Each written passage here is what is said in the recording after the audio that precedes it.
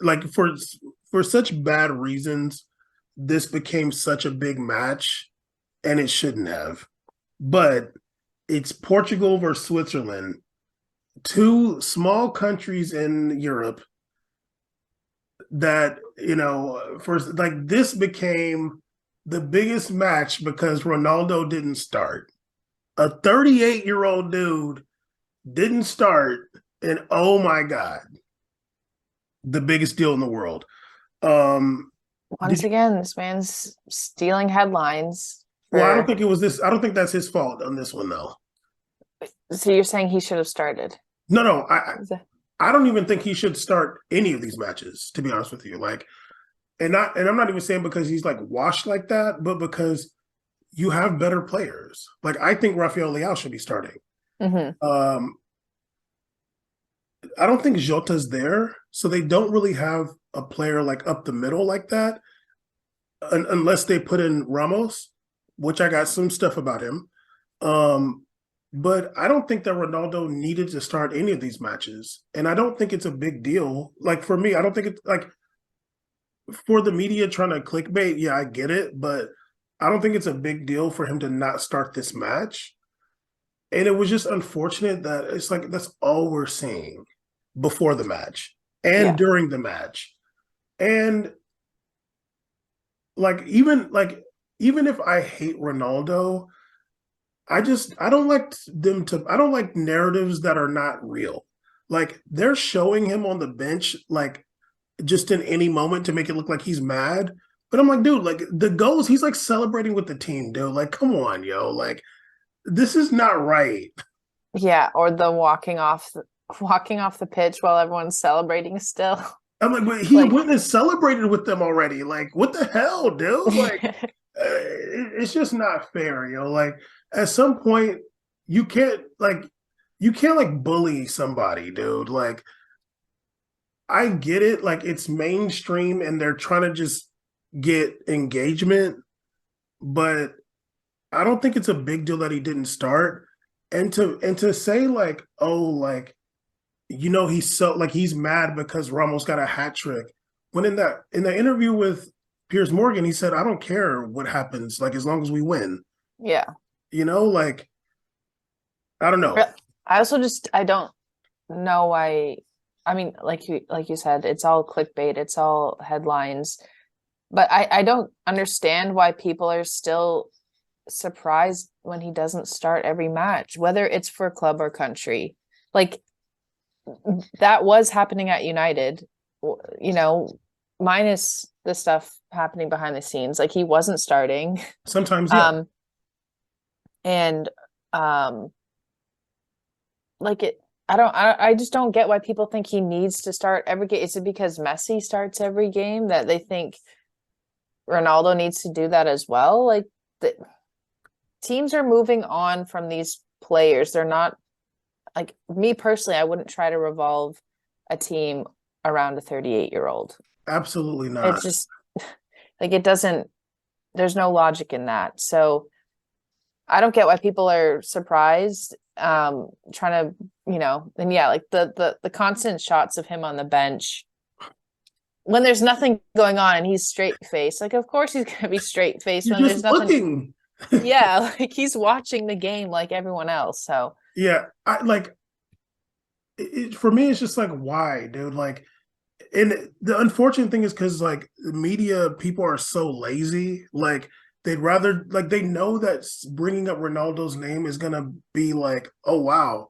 It's like, why don't we just talk about the game? Like, mhm. like, there's a dude, somebody, a 21-year-old scored a hat trick. Like, let's talk about the game. Ronaldo came on at some point, and it's just the game, dude. Like, I get it, he's a big star, whatever, but it doesn't have to be like all about him when he didn't really have anything to do with it. You know what I mean? Yeah. Like, I'd rather get some real analysis than just like, oh, look at Ronaldo, look at Ronaldo, look at Ronaldo. It's like, come on, yo. And yeah, Messi starts every match because Dybala gets no love from from Literally no Argentina. love. I don't think he's gotten 1 minute. I seen him warming up one time, and they didn't put him in against Australia. But and I think that's because some years back, I think it was a World Cup qualifier, Uruguay versus Argentina. Dybala got a red card kind of early in the match, and he cried, like he started crying like on the pitch, and I don't think they ever let him live that down. They're like, because it was kind of shocking. It was like, whoa, dog, like cry later, dude. Like don't start crying Yeah. like right now, dude.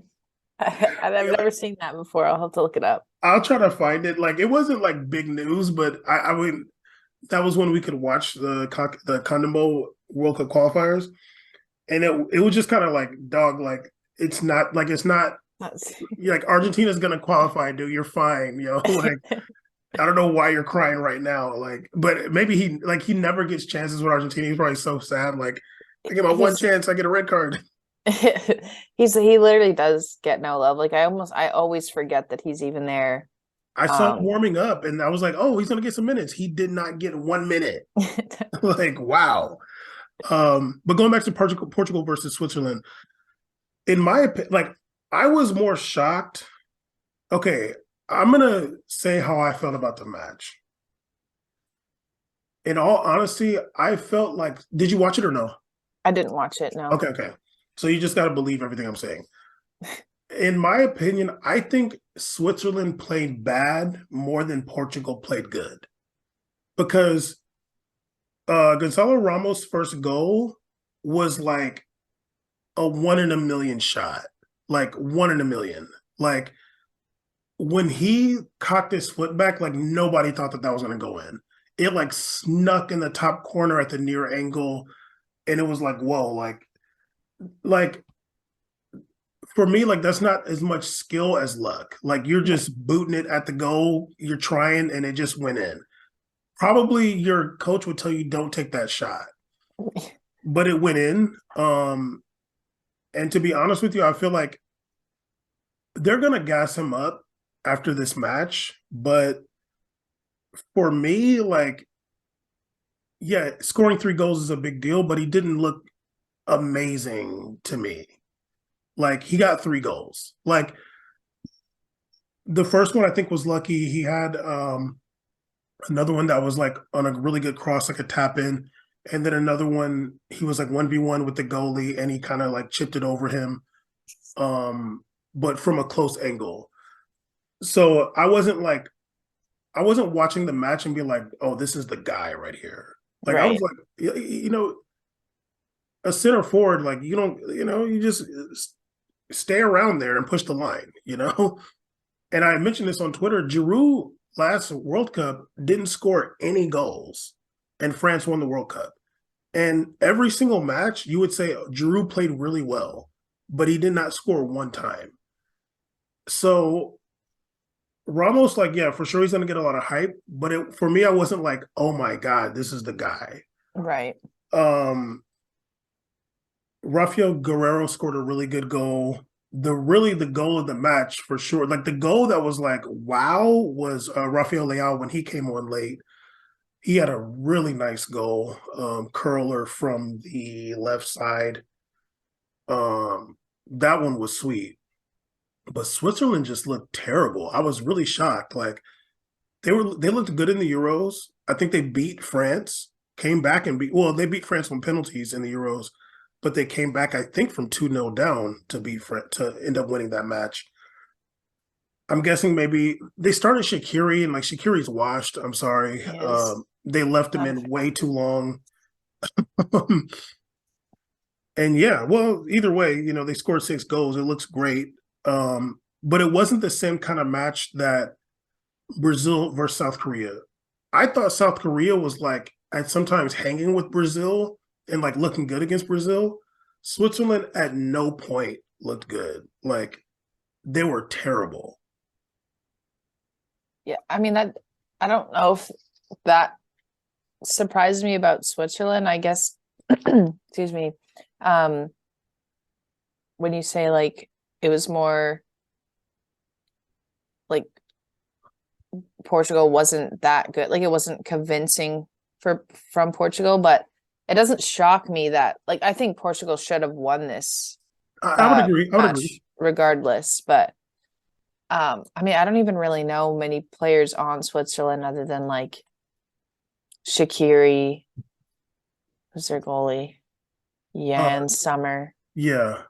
I Um, no, I know a few of them. They got Breland Bolo, who looks pretty, who was like playing oh, well. and Bolo, right? Yeah, you're right. They got that one center back from I think I Oh, don't know if he's still in BVB or not, but he was Shat. Akanji maybe. Oh, Akanji, yeah. Um, they got Rodriguez. I don't know who he's playing for right now, but he used to be on AC Milan, one of the more handsome ballers. I think he's left back. And I think he played for Wolfsburg too for a bit. Yeah, Wolfsburg. He's, Um, he's at Torino now. oh Right? damn, okay, he's still in Italy. Yeah. That shit is like playing for Torino is like playing in the second division anywhere else. Let me see. They got some players.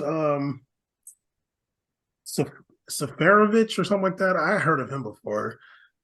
Either way, like obviously Switzerland is a small country. And they got Granit Xhaka. Switzerland is a small country, and like they haven't won shit. But when they were in the Euros last year, I mean, whenever that was a couple of years ago, they looked good, and I didn't expect for it to be. I mean, and even like watching the commentators, like listening to the commentators, they were all shocked. Like, wow, like we didn't expect Switzerland to be looking this bad. Um, because it's not to say like Portugal didn't play well, they did, but it was almost like the Spain Costa Rica game. Like Right. Costa Rica was just like not trying to do anything, and it almost felt like that was Switzerland. But like going back to the Brazil South Korea, where Brazil won 4-1, there were points in that match where South Korea was like playing good football and putting pressure on Brazil. And I think Caesar said this to me while we were both watching it. Like South Korea is like respecting Brazil too much. They need to like get on them a little bit more. Hmm. But we'll see. Let's get into these quarterfinals. We got some quarterfinals coming up. I think Friday and